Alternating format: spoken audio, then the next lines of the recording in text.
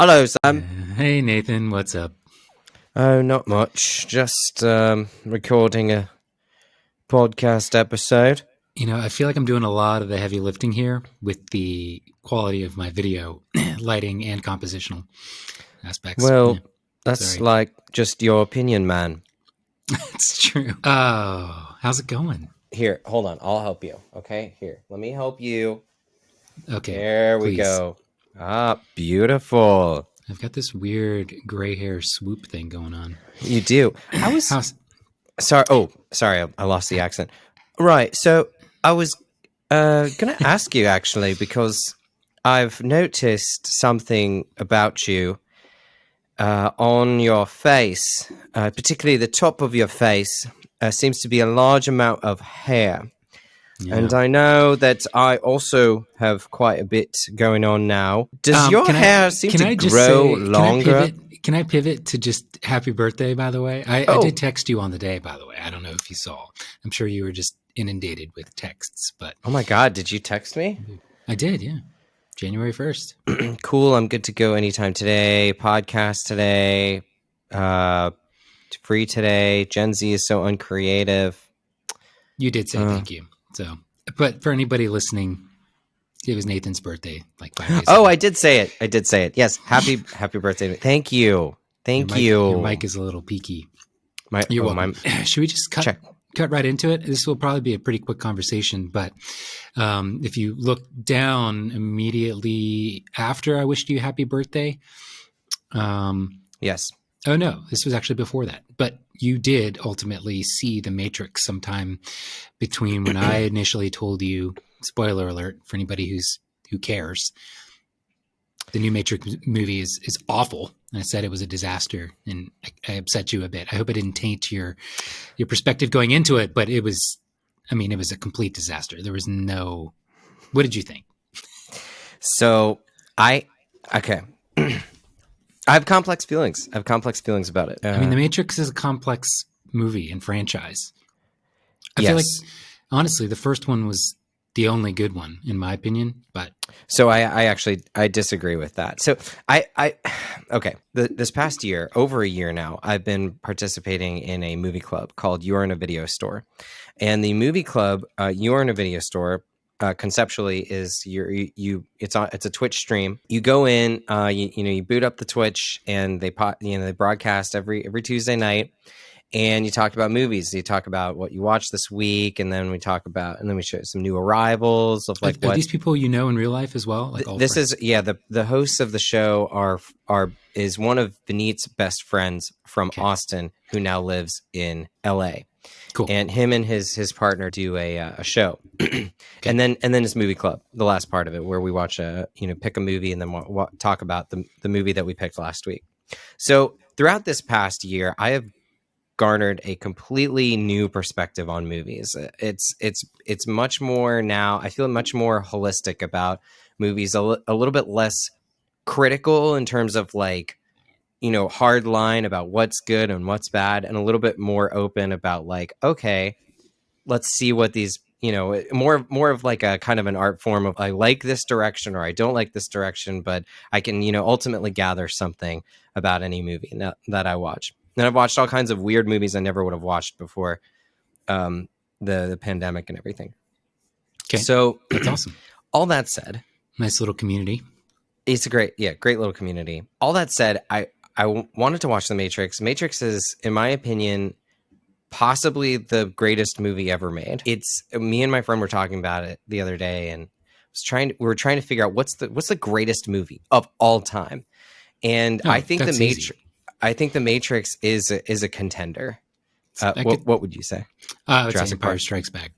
No, okay, Empire Strikes Back. Interesting. Matrix, the original Matrix hit like a bombshell. It was an absolute massive blockbuster, and it was preceded, if you remember, by months and months of what is The Matrix. I don't remember any of that. I didn't know that The Matrix had even existed as a film until one of my friends had rented it like months after it was already out on video. So this must have been maybe a year later, because it used to take forever for things to go to video. You didn't see it in theaters? I didn't see it in theaters. I knew nothing about it. I was me, a bunch of friends in high school, like hanging out in a basement, and we were like, let's watch The Matrix. And I was like, sure, I've never seen it. And they were like, what? And so the whole time they were like kind of trying to guide me through. I was like, is he dreaming? Is he dreaming now? What's going on here? What is this movie? I knew nothing about the marketing campaign. Yeah, for whatever reason, that tends to happen to me with a lot of things in life. But yeah, so even back in the day? Yeah, man, always. I don't know how I missed it, but I did. It's not like I never went to the theater. I saw all kinds of movies, but I missed The Matrix.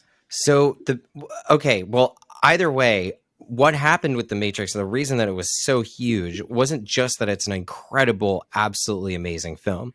It also has to do with a lot of the buildup that happened before the movie came out. There was all of these cryptic TV ads and previews all asking, like, what is The Matrix? It didn't really say almost anything other than that. It showed almost no footage other than a couple of like crazy bullet time.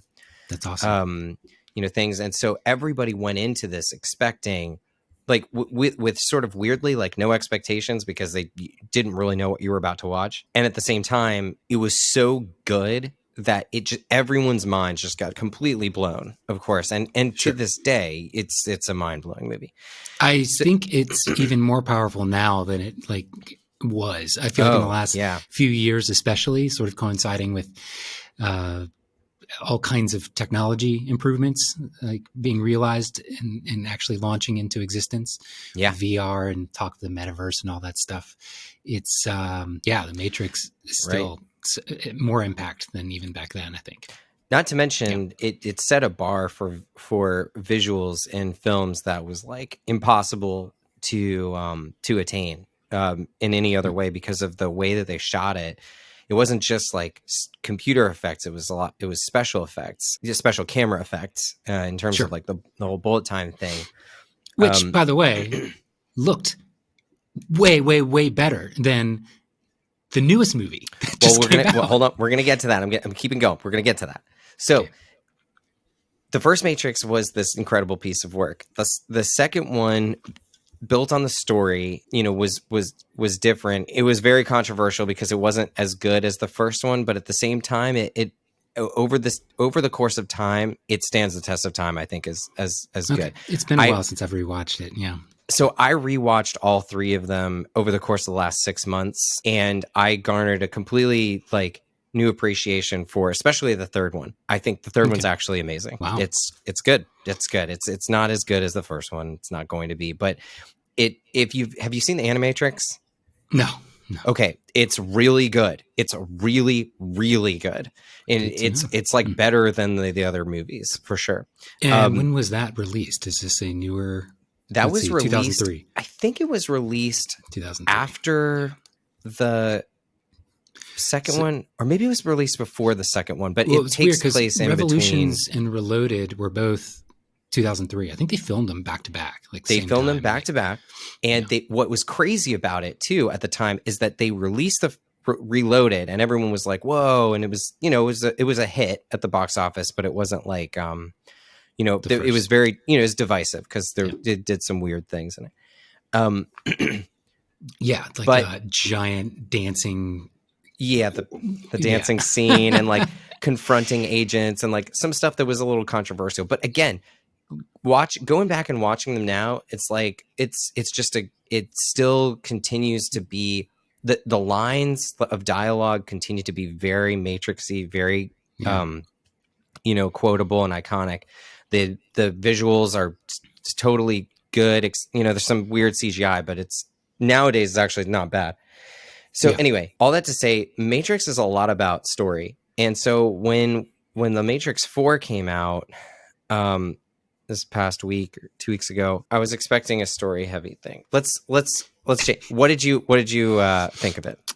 I honestly couldn't even finish it. I tried to watch it on and off over the course of about 3 days because it could not hold my attention. I thought it was totally bizarre, the approach they took. It's like they tried to reboot it in the weirdest freaking way Yeah. you could possibly imagine. At first, I was like, okay, there was a moment where I thought it had potential and that this tact of talking about the Matrix and putting Neo, Keanu Reeves' character, whatever, in the world as we know it in our actual lives, with the Matrix being a video game now and all this stuff. I thought there was a chance that this, like, they were going to fold in on themselves in a way that could really mess with your brain. But it was just done really poorly. And at the end of the day, everything just looked so freaking fake. I couldn't. And that's the thing I remember from the second and third one as well. The first really chose its moments well with how it implemented CG. And like it was sort of like the Jurassic Park few and approach. far between, yeah. Yeah, it was like the Jurassic Park approach, where it just whatever decisions they were making about how they were using CG and blending it with practical effects were perfect. And they just threw that out the window with the second and third one. Well, not completely, but they were like pushing themselves out the window in process. And they were really pushing the special effects on the second and third one. They were pushing themselves probably too far, I think is what happened. Is like they were we want to tell this like crazy thing and we want to have like 100,000 agents and like. And that was cool. At least they had unique and novel kind of shots behind it. But that it didn't break aspect of the newest one was just, like I said, I couldn't even finish it because the story was so just it was not compelling, and kind of bummed me out. It just did. I think that seems to be sort of everybody's kind of take on it. But I would love to hear your thought. Did you finish? I'm assuming you finished it. Did you actually see it in a theater? No, I saw it in my house. While I was watching it, I was confused, and I thought that it was almost like maybe a joke. Especially the first really 30 minutes, especially there's one line that really still kind of gets to me, which is they're like, we want to reboot, the Matrix. We need a new bullet time. The higher ups want, a Matrix 4. Yeah. And I'm like, okay, it's like the higher ups, Warner Brothers. Yeah. They literally say Warner Brothers. Yes. And I was like, yeah. I was cringe. Like, what? So cringy. I was like, okay. Anyway, so that aside, I watched the movie and I'm sitting there being like, everything about this movie is boring.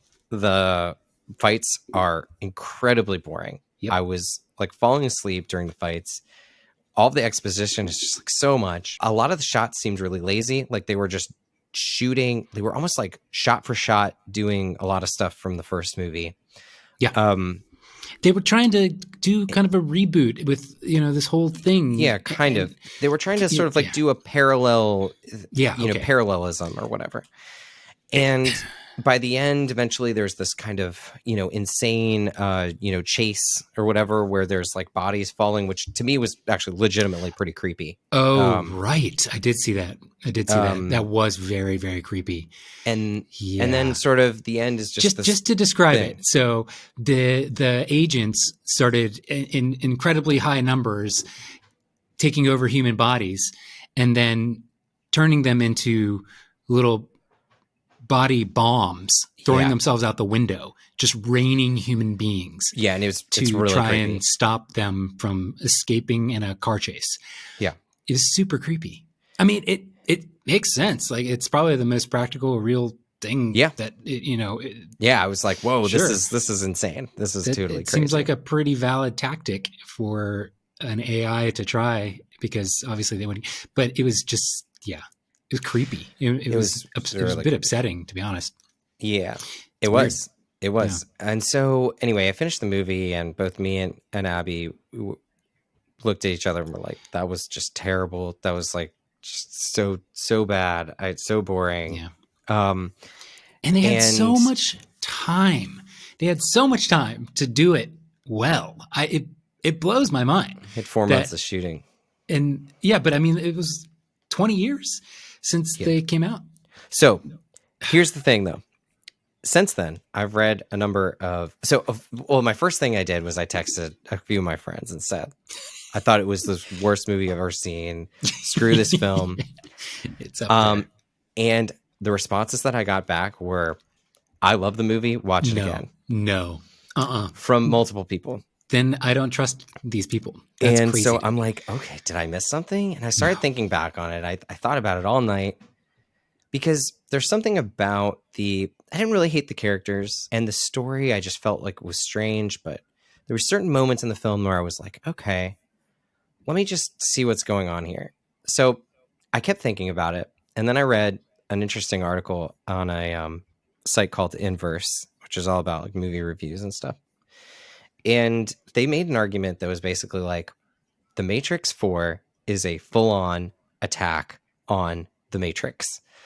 And their argument was that Lena Wachowski is a master of aesthetic.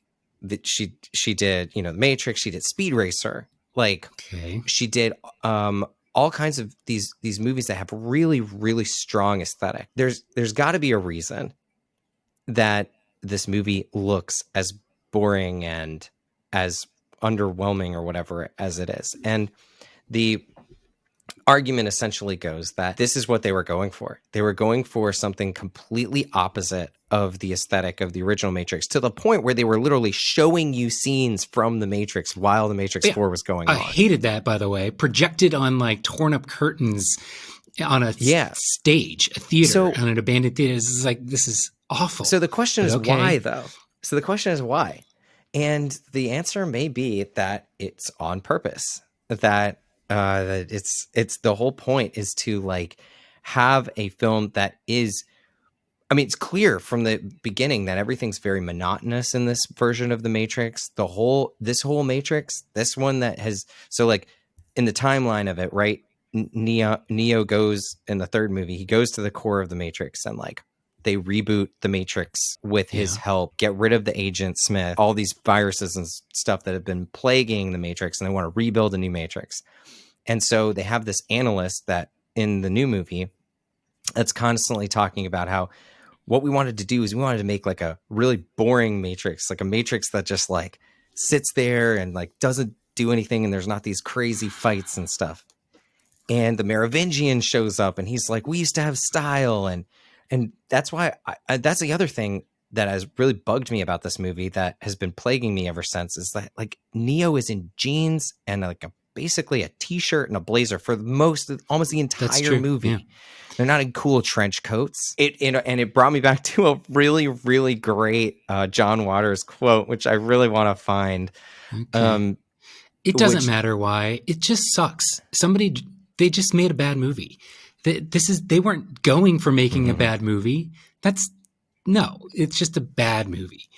And I don't know. I saw actually some behind the scenes footage of the fighting, like practice with Keanu Reeves, and it actually looked amazing. The actual real life like iPhone footage of him training with the side by side comparisons of the movie as it played out on film, like it looked awesome without all this like weird whatever they did. It's like everything had a weird augmentation to it that just looked like you couldn't connect. It was like uncanny, maybe it was like an uncanny valley type thing, but not quite.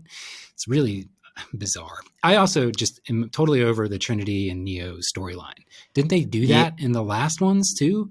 Like, this is so ridiculous, guys. They should have done a Matrix within a Matrix and called it a day. Like that. Yeah, well, the movie is a love story, and it's like it's so weird that like I don't know. It was just very strange. It made me so basically I saw it on like my screen at home with very bad sound. Did you rewatch it, by the way? Sorry, I haven't rewatched it. I really want to watch it in theaters, so I think I'm gonna watch it again in theaters. Everybody said, and even I think at the time, the first time I saw The Matrix Reloaded, I said I didn't like it at all. I ended up seeing that movie 5 times in theaters. Like, so I'm thinking like, I want to give The Matrix 4 another chance. I do want to give it another chance. I don't want it to be bad. I don't want it to be horribly boring and stuff, but they were also making an argument. The scene, what's the classic scene of the Matrix, right? It's this like bullet time where Neo's like moving backwards. Right. In this movie, the quintessential scene is like him and Trinity at a coffee shop, and he's leaning forward and listening to her. Yeah. Right. And that's like the difference between these two. And so they've chosen Lana Wachowski has chosen, for whatever reason, this like really straightforward, boring A/B camera like shot idea for the Matrix 4 instead of like this classy thing. And I don't quite get it, but I'm willing to give it another shot because I just feel like there's got to be something there. Either that, and if I still hate it, then I want a way to publicly unsubscribe from these reboots because like they're so bad. The Star Wars reboots. I thought they were going to maybe go like the beginning of the movie where it was almost shot by shot, line by line, the exact same as the original Matrix. Are they gonna do almost what the freaking Force Awakens did? Or it wasn't shot by shot, but the threads and themes were the exact same. It was like, look waves. how big. It was basically a reboot of A New Hope, and I thought they were doing that kind of, but with slightly different character. It was, I don't know. Yeah, maybe we should just watch it again. But at the end of the day, we should probably wrap the conversation up because it was an awful movie, and awful movies like that bad, movies this bad aren't worth talking about for more than this length of time. I just, I'm gonna come back. I'm gonna come back, and we're gonna revisit this once I've rewatched the movie. I do want to watch it again, and I'm just gonna see what happens because I'm curious. And Speed Racer also is one of my favorite movies. Okay. So nice. I don't know. I haven't seen that actually. I need to. Oh, it's so good. So I've good. heard. Yeah. But it's weird. I will say I'm curious if it tested poorly as well, which is why they went straight to HBO, or have really, really high quality films been coming like direct to streaming services. I know like good ones with strong names. Dune did. Like Dune did. You're right. Well, Dune kind of sucked too. I mean, it was okay. No, it did. It was visually amazing, but it wasn't great. I didn't think. Disagree completely. I loved it. Any movies you're looking forward to this year being released? Top Gun, perhaps? Is that coming out? Oh my God, I'm so stoked for Top Gun. You don't even know how stoked I am for Top Gun. I've seen it on IMAX. Yeah, it was one of my favorite movies growing up on VHS. The new one looks great, visually. And, this time they're like blasting Tom Cruise off an actual carrier. They've put him in the actual air. It's like he wants to die in one of his stunts. I think that's how he wants to go out. He's just going to keep pushing until that happens. Did you see, or have you heard much about the new, shifting gears here, the new Leica, the M11? No. Oh. New Leica is rumored and has started to leak, actually. Entire videos of people using it have leaked on Vimeo. Whoever produced or made the promotional materials accidentally leaked it. And it's I think it's coming out for pre-order in the next week or maybe 2 weeks at most. So what is it? Well, it's the M11. So it's been a long time since a brand new iteration of the M series cameras have come out. That's the rangefinder, like classic Leica camera. All the digital versions started with the M8, which wasn't even full frame, and then the M9, which was awesome, but like ISO 600 is as high as you could push it. Wow. Then the M 240, which is one I still own, and then the M, which is people just call it the M10.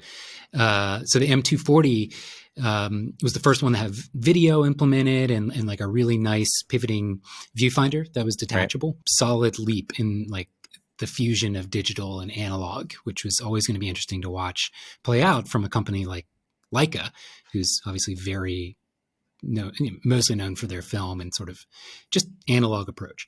So the M11, all the specs are still rumored, but it is more or less confirmed that it's definitely coming out. I think they're announcing it in France in 2 days, actually, this Friday. And then I think pre-orders are going to happen in like 2 weeks. It's going to have, get this, 64 gigabytes of internal memory. Ooh. Yeah, pretty awesome. It is going to have a new EVF. Like it's going to have, I think, the traditional optical rangefinder, but an attachable one in the hot shoe, an updated version of that, which is long overdue because they still use like a third-party one that Leica didn't even develop. It was almost like an off-the-shelf thing that basically since 2010 was maybe 2012 was the only option, and it's just very dated. And so it's exciting because this will probably be the flagship M camera for maybe even another decade. I mean, they'll iterate with like upgraded sensors and maybe different finishes and some other random stuff. But yeah, overall, it seems like every time they launch, a new number, 9, 10, or 9 M240. I don't know why they went that direction for that one series. And now the 10 and now 11. Yeah, it's going to be a big deal. And I think it's going to have a pretty awesome sensor. I think it's going to have some really well-equipped Bluetooth and Wi-Fi, maybe some cell phone transferability. They have a pretty good app and ecosystem built out using their medium format and other mirrorless cameras like the SL2. People are generally, I think, pretty happy with how they've improved all those systems. So it's long overdue for the M series to have those. And, people care a lot about what Leica does with these bodies because it's just the classic Leica look. Right. And use and handling and everything. So there's it's so funny how there's like a certain type of photographer, and I'm sure that there are some people listening that are this type of person that they were just born to hold a Leica, born to get that rangefinder in their hand and like get out on the street. And like, I don't know if I'm definitely not, I don't feel like I'm that type of photographer, but I feel like every time I meet somebody that is like a Leica shooter, I always feel like I've got this like, good on you, dude. Good on you. It's a style thing. I'm with you, man. It's like people that like certain collectible cars or something. It's hard to relate it to some other product because it's a camera. But you're right. But it is a vibe and it is a feeling and a way and a process of shooting. It's a way of life. It's not going to have image stabilization like on the sensor level, which is kind of a shock to me. That's the rumor, at least. It's going to have USB-C. Awesome. Internal memory. Pretty great. And I think the core sensor is going to be 50 megapixels.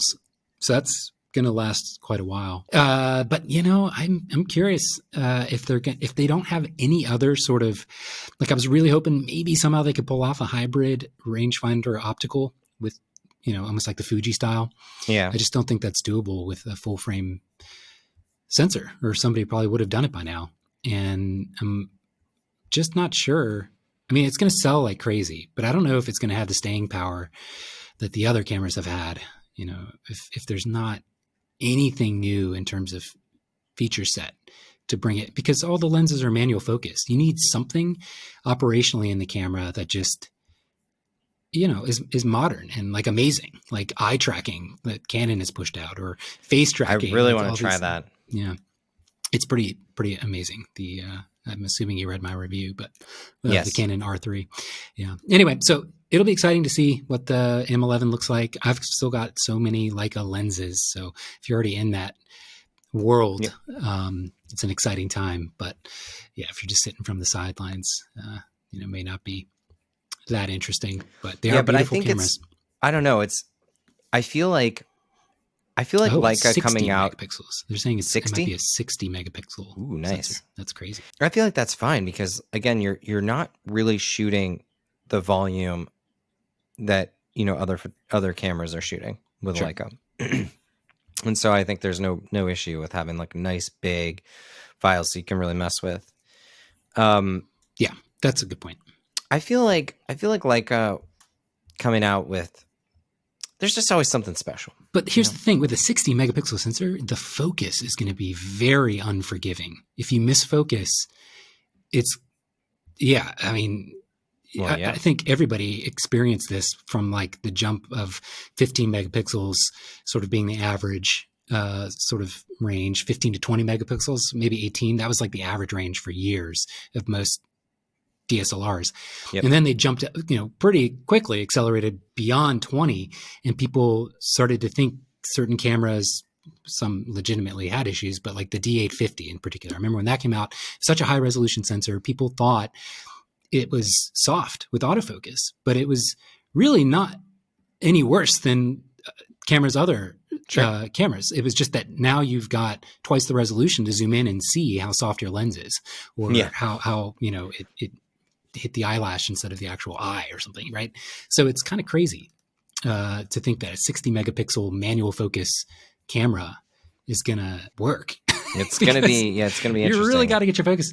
So maybe they'll have a new focusing mechanism aside from just peaking, which their peaking was always really good, even with the original M240. I don't know that the 9 ever had it, but you're talking about like focus peaking. Yeah, with like the red highlight. Mm-hmm. Yeah.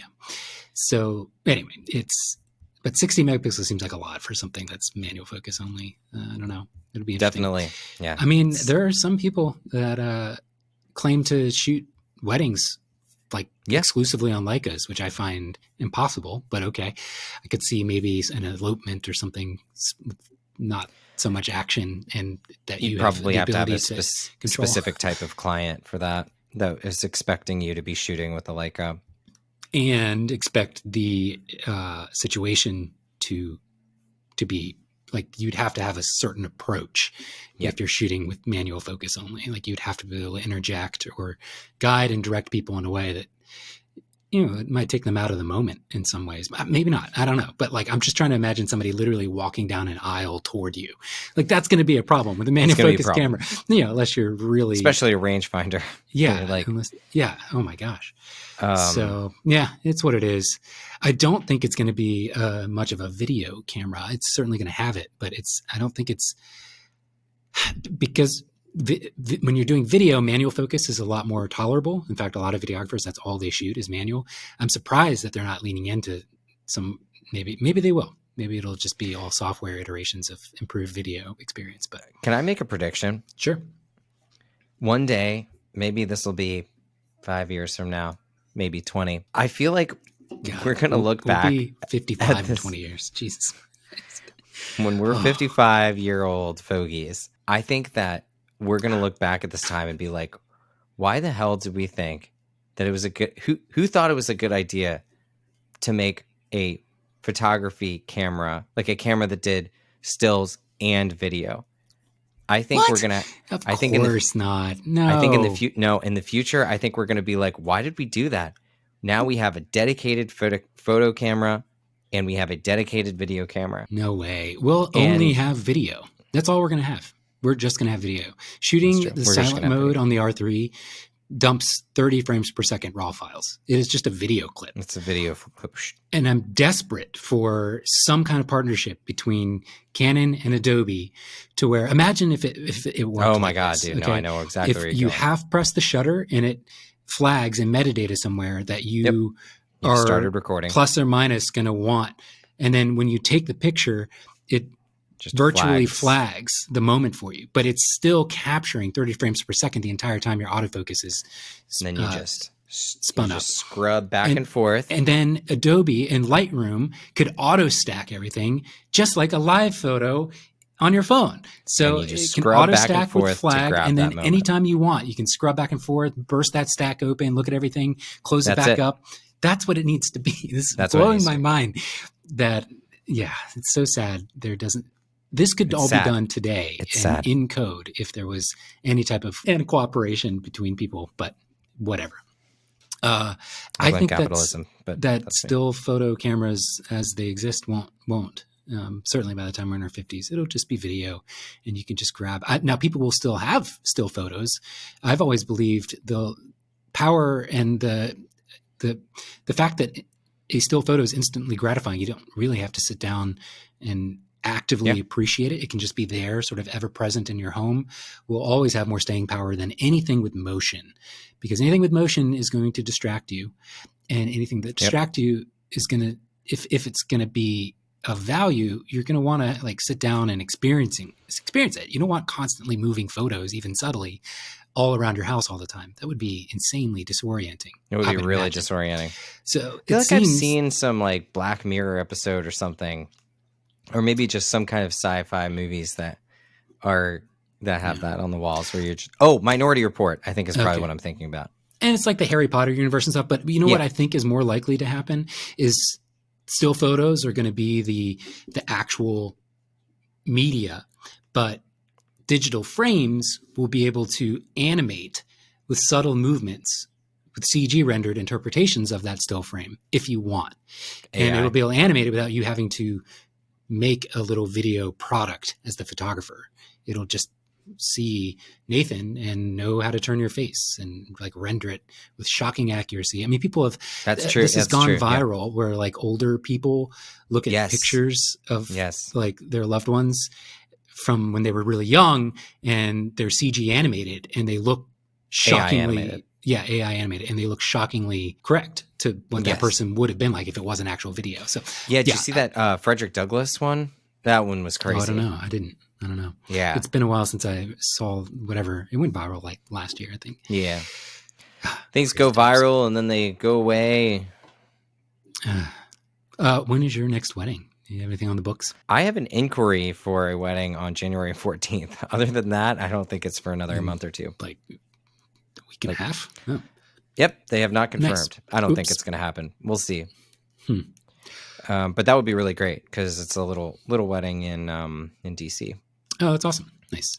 But I had a last minute elopement book me a week and a half ago, but I've had two people, two of my 3 February weddings have reached out saying, "Hey, we might have to cancel." Whoa. I know. It's dude. I mean, Omicron. Can't dude, believe COVID it. anxiety is at an all-time high right now. I don't even want to talk about it at any great length. I'm just I just can't believe it. But can't believe it. I've got 3 in February and then only like 2 and a bunch of conferences in March. So we'll see what happens. Thankfully, my spring isn't too busy. It really kicks into high gear in May, per usual. But I'm worried, man. I'm a little worried. I'm not worried about May or the summer. I think we're going to have seasonal COVID every winter from now on.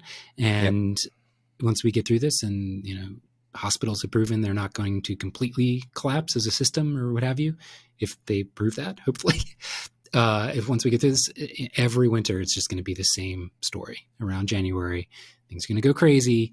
And then towards the end of January into February, it's going to peter out just like before. It's just going to be a seasonal thing, just like the flu and everything else. Who knows? I don't want to really talk about it anymore other than to say, if anybody else is dealing with cancellations again, I'm right there with you. It's not heart goes out to you. Yeah. Anyway.